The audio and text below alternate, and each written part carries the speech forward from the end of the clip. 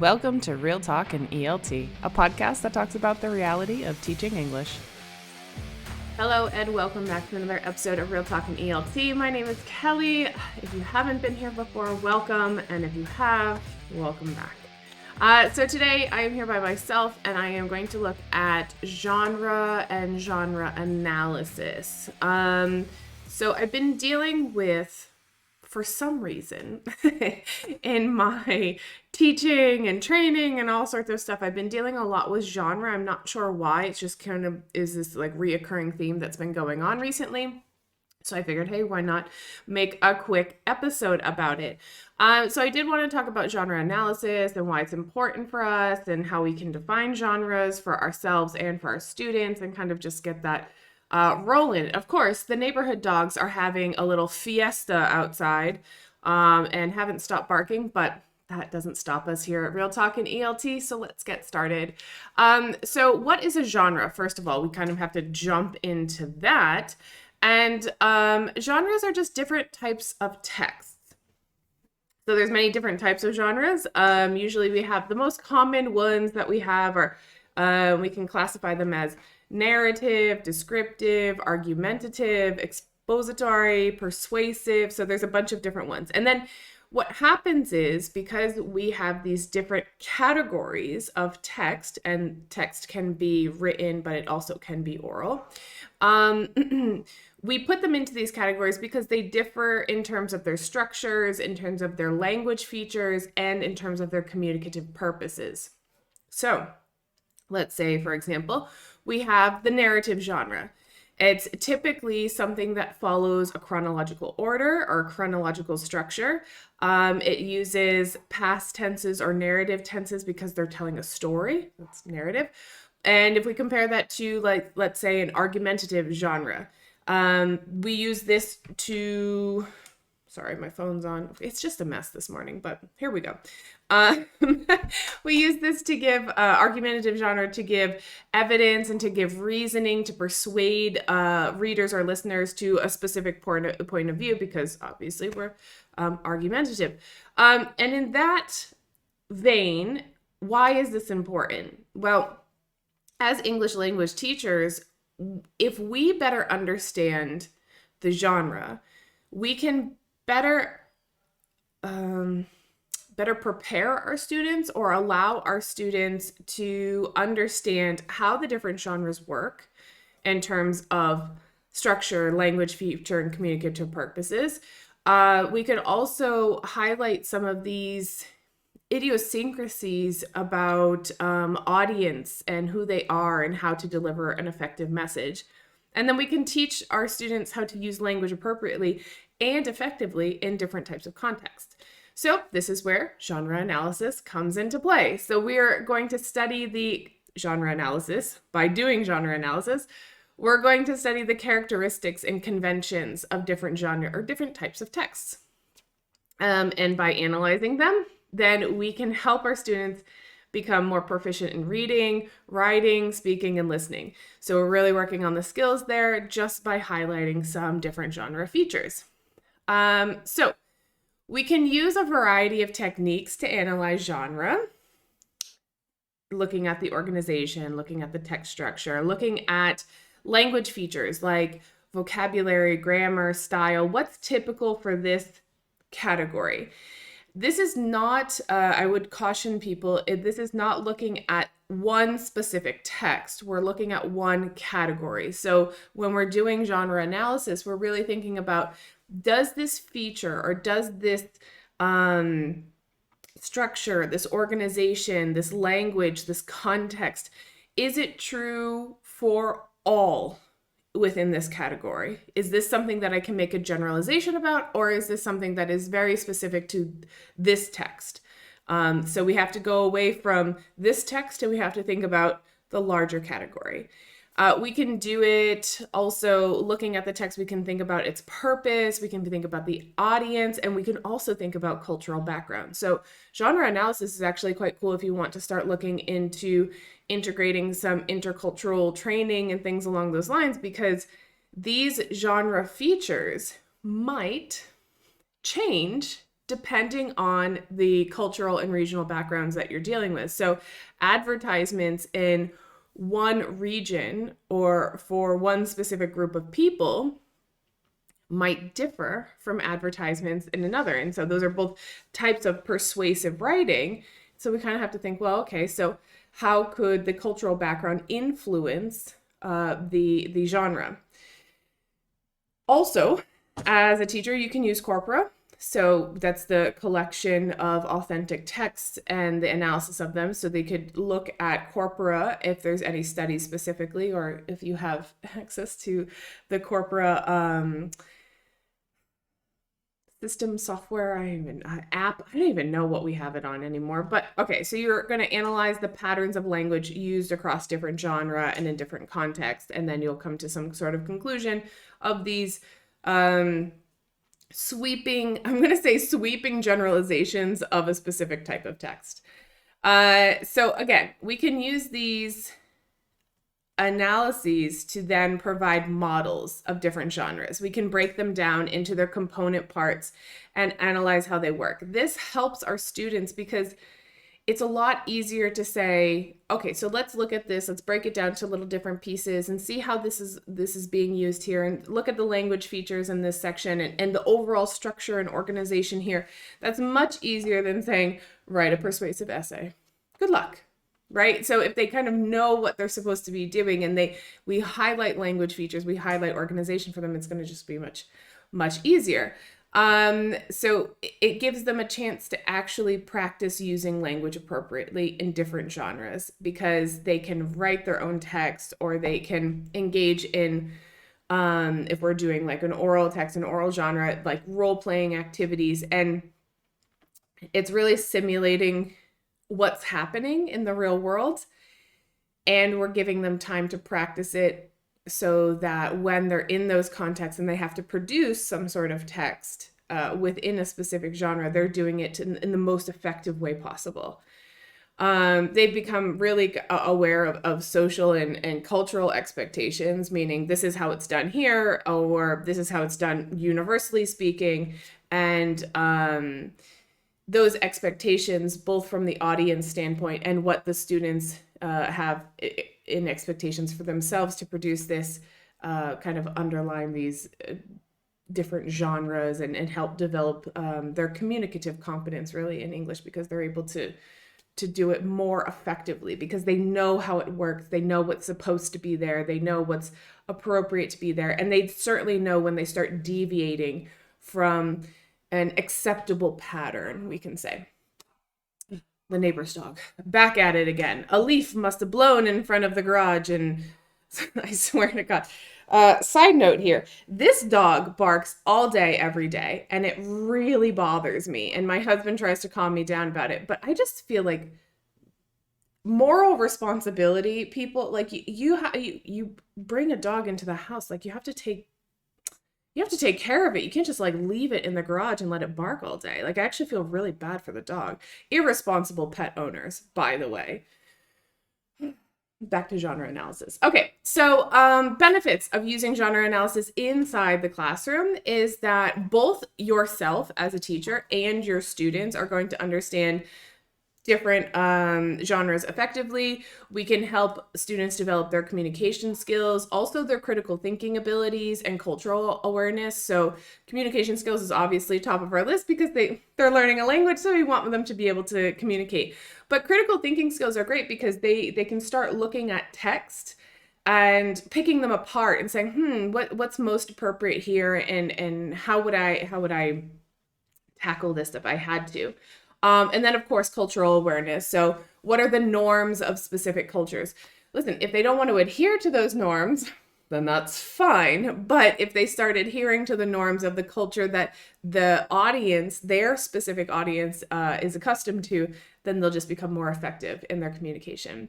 So obviously in academic settings and professional settings, where communicating effectively is crucial, knowing different genres and knowing how to deal with these types of texts and what their pieces are and what their components are is going to really be helpful for them. I mean, obviously for all language students, but specifically those who are going or who have more high, let's say like higher pressure to adhere to academic or professional norms. So it's definitely going to be helpful for them.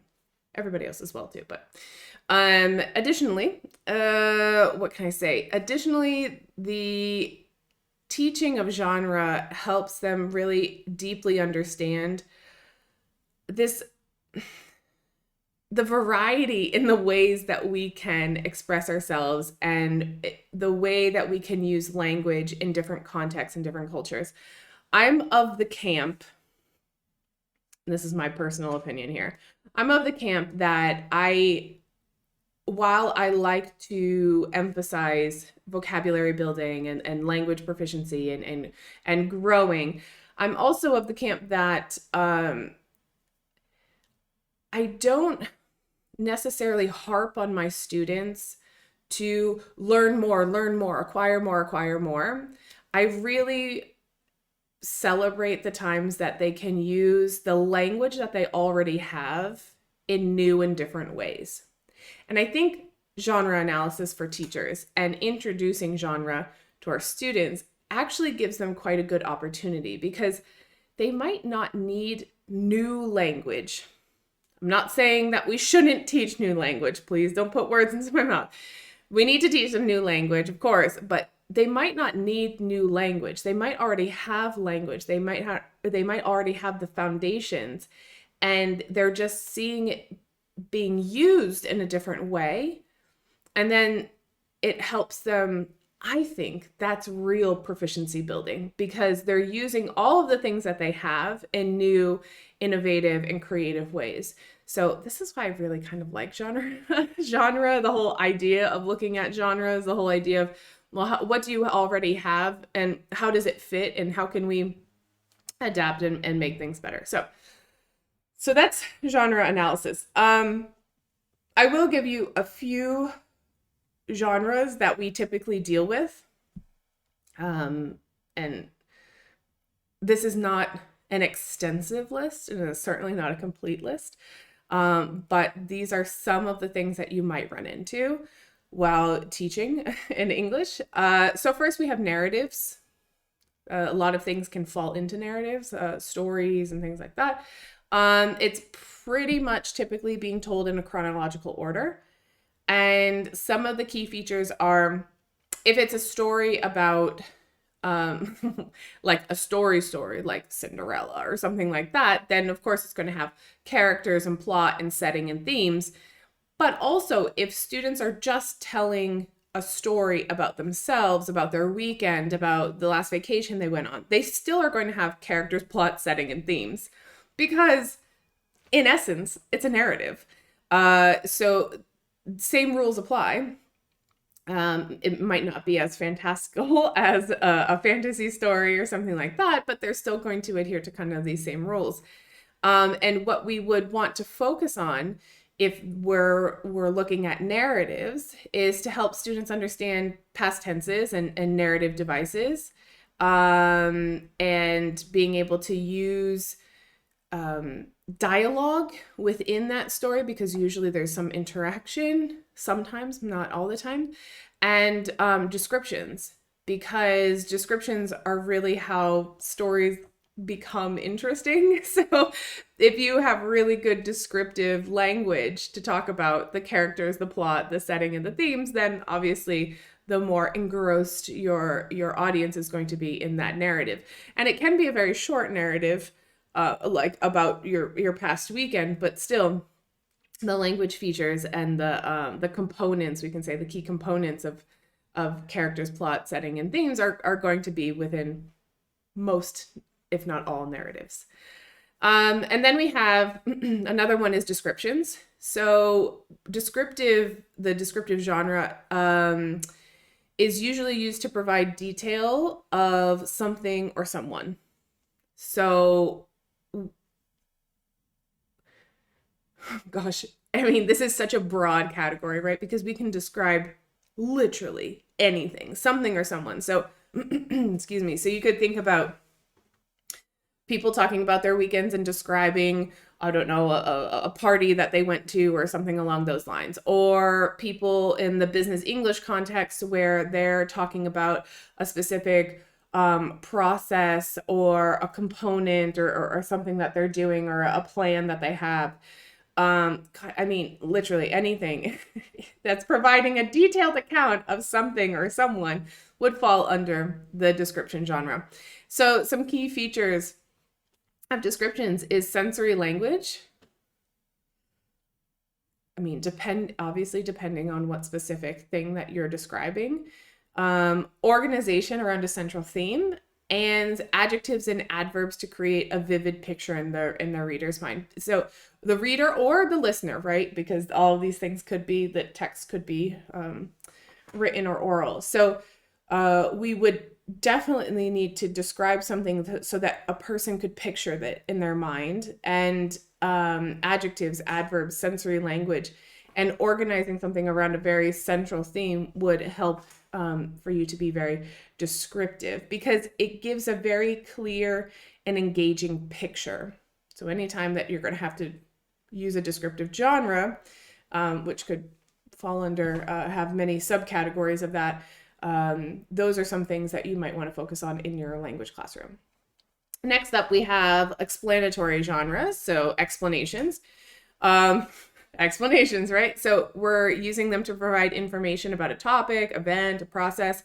Right now, actually, I'm using the explanatory genre. So let's see if I'm doing it well. Some key features of explanations are clear and logical organization, use of technical vocabulary, and use of examples and illustrations to clarify complex ideas. Hopefully, I do this somewhat well, but maybe not. I mean, perhaps I'm not very good at explanations, but so if we're thinking about that in terms of teaching, if they do need to organize their ideas, like usually I have talking points, for example. Let me use myself as an example.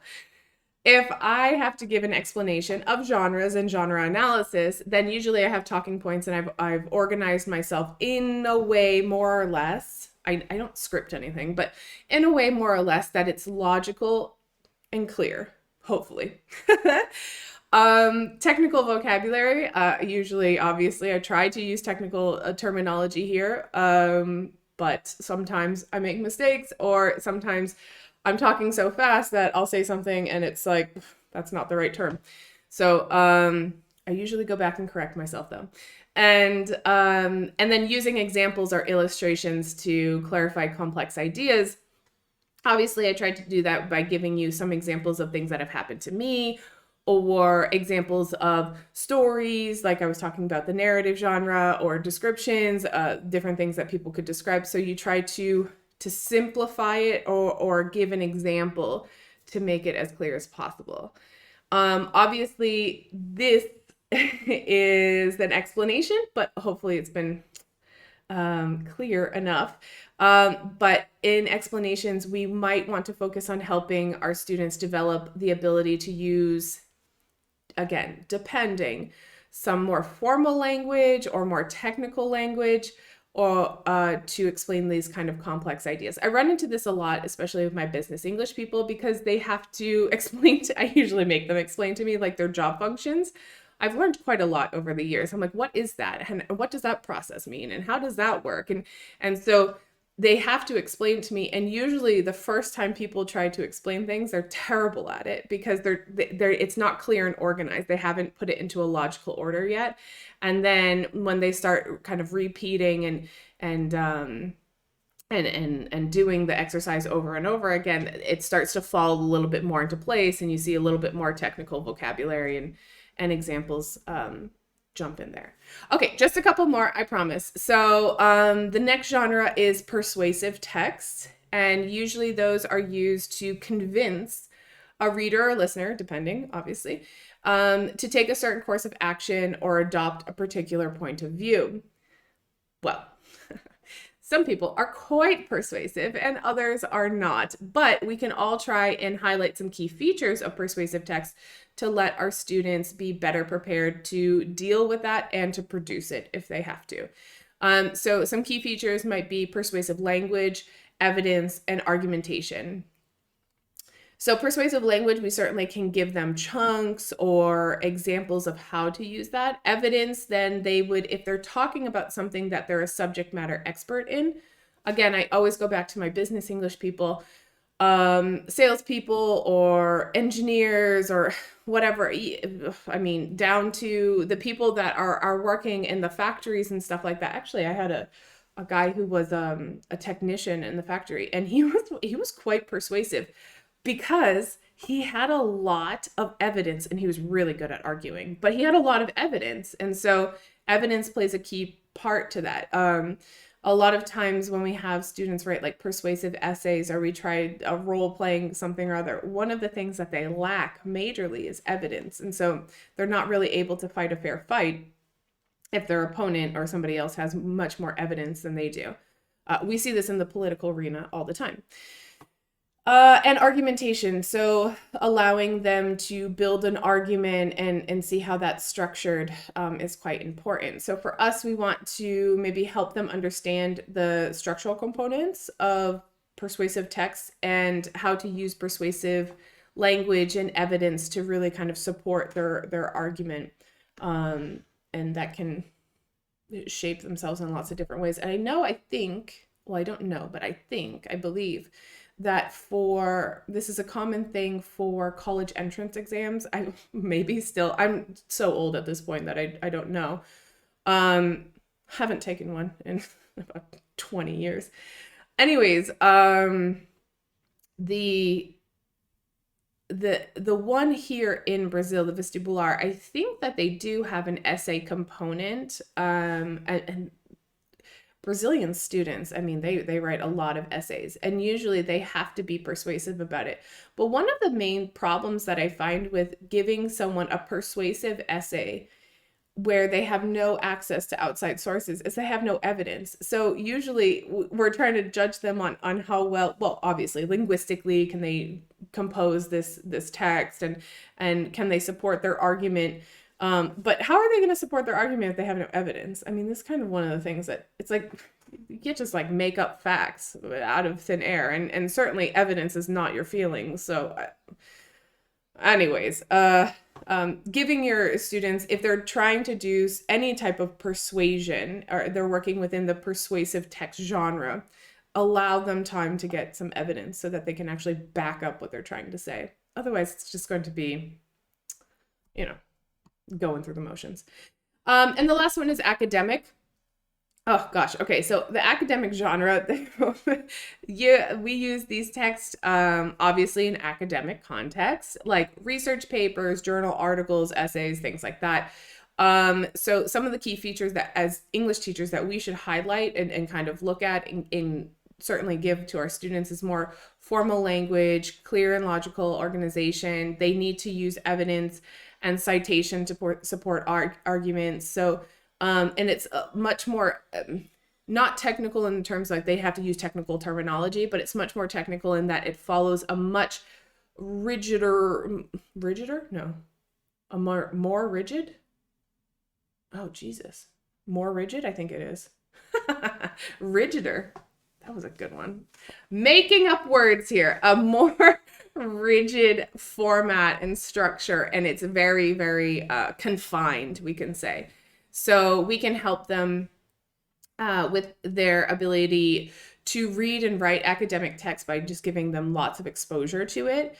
And then we can also help them with structuring their arguments, how to use citation and referencing, and being selective about what citation and referencing will actually build upon their argument. And then also present them with the tools, and I would say this is definitely like a skill building type of thing, to present information clearly and concisely. Not only should it be organized in like an outline and logical, but also if they're saying exactly what they want to say, or if they're kind of beating around the bush again. Okay, so those are 5 common genres that you might, depending on the level, depending on the context of your teaching, depending on lots of things. But you can see that these are kind of overarching categories. And then within those categories, obviously, we have very specific text types. But there are some key features that go throughout, and being able to look at those features, whether it be language, whether it be organization, it's helpful. It's helpful for our students. It's helpful for us because then it's like really easy to prepare. Like, what do I need to give them for them to be successful in producing this text, whether it be written or oral. So that is like the quickest, well, not very quick, it was 25 minutes. The quickest that I can talk about genre in general and genre analysis. So you have like a brief overview of it. Who knows? Who knows? I might go into it a little bit in the future in depth, but for now, hopefully that was helpful. And I will see everyone in the next episode. Thanks for tuning in to another episode of Real Talk in ELT. Want to join the conversation? Head on over to Instagram at Kelly Pennington ELT and send me a message. Be sure to subscribe to my YouTube or Spotify channel to stay up to date. And of course, take care of yourself, your health, your vibe, and your tribe. Until next time.